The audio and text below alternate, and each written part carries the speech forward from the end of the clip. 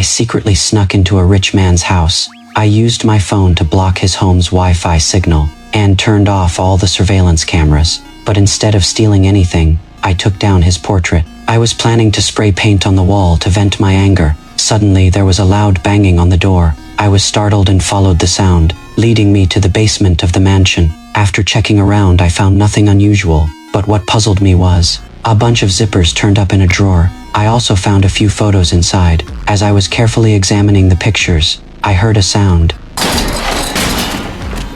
Panicking, I grabbed the photos to look closer, but then I noticed a faint light behind the shelves. I quickly grabbed my flashlight and walked over. To my shock, behind the shelves was a locked door. I immediately moved the shelf, revealing a red wooden door. I carefully peered through the peephole. What I saw on the other side of the door terrified me. I crawled to my friend's house in a panic, planning to tell him what I had seen, but he didn't believe me, and even thought I was joking. Feeling helpless, I sat by the street, thinking hard before dialing the police. The next day, when the two officers visited the rich man's house, they stayed for just 10 minutes before leaving, watching their car drive away. I was so angry, I nearly lost control. Back home, I couldn't sleep, and eventually, I decided to sneak into the mansion again. When I pried open the red wooden door, I found a bloodied man curled up on the floor. I quickly reassured him, telling him I would help him escape. But just as we were about to leave the mansion, the rich man appeared in the doorway.